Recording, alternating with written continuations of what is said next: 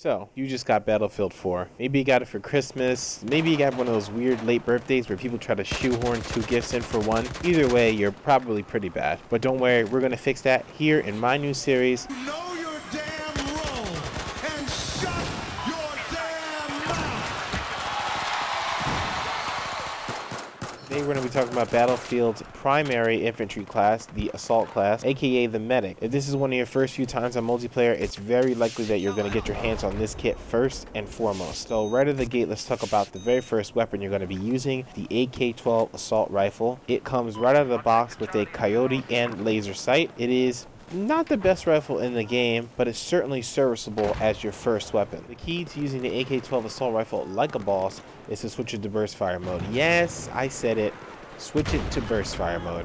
I know what you're thinking. But if I switch it to burst fire mode, I won't be in full auto, and full auto shoots faster. Well, that is where you are wrong.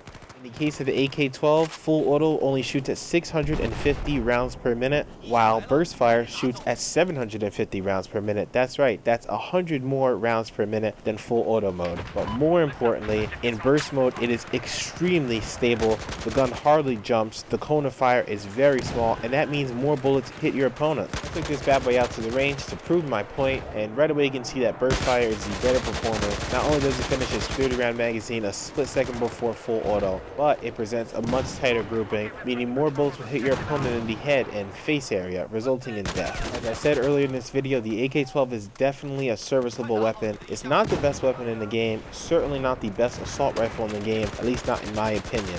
Going forward from here, as you progress in multiplayer, you're going to unlock a multitude of weapons and equipment. You don't want to pigeonhole yourself into using one weapon one way, so get out there and explore different weapons and different attachments. Everything has a niche that it can fill. You just have to find that niche. Going forward on this channel, I'm going to be uploading weapons diagnostic videos. If you're interested in learning how I use each weapon individually and what attachments I like to use on each weapon, keep an eye on this channel and those videos will be up soon. Now let's talk about the next piece of kit you'll have unlocked right out of the box, and that is the P226 semi-automatic handgun. This is one of my real life handgun crushes, and it is probably one of the best performers in the game as far as semi-automatic pistols are concerned. There are occasions where I'll prefer it over my primary. That's how well this weapon can perform in the right hands. The attachments you use on this weapon don't really matter all that much. I put a compensator and red dot sight on there, but that's just for style, not for substance. I would strongly recommend you get familiar with this weapon. It is the only choice for secondary. The Rex is unlockable by playing the campaign, but it's a very, very poor performer, so get familiar with this weapon. This is your path to unlocking the other secondary options in the game.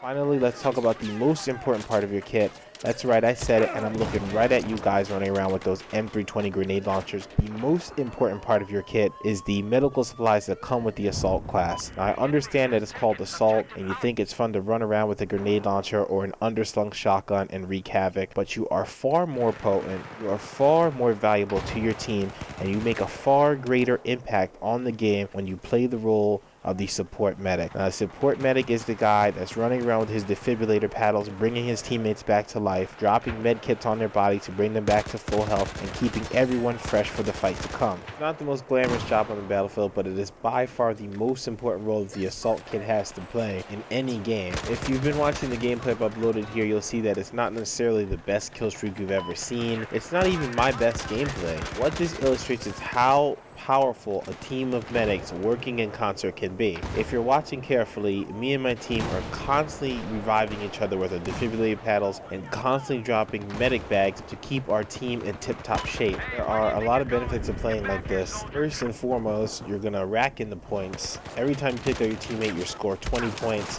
Every time you heal a teammate, you score the amount of points that you healed that teammate for. Secondly, you keep your squad very strong, very formidable. As you can see throughout the video, we're able to steamroll opponents even when they have more bodies to throw at us because we are constantly keeping each other in the fight. Something to keep in mind is that the defibrillator and medic bag are not unlocked standard with the assault kit. The defibrillator is unlocked when you reach 1000 score with the assault kit, and the medic bag is unlocked when you reach 101,000 score with the assault kit. Now, the medic bag is an improvement over the first aid pack, which is unlocked the default. It is an area of effect heal as opposed to a single target heal, and it does bring your health up to cap much faster than the first aid pack. So as soon as you unlock that, replace the first aid pack with the medic bag, and you'll get superior performance from that. Another thing to keep in mind is that when you use the defibrillators on a down friendly target, that target does not come back with 100% health. It comes back with 20% health, which means a round from pretty much any weapon in the game will put him right back in the dirt. What you need to do is hold the fire button down on your defibrillator.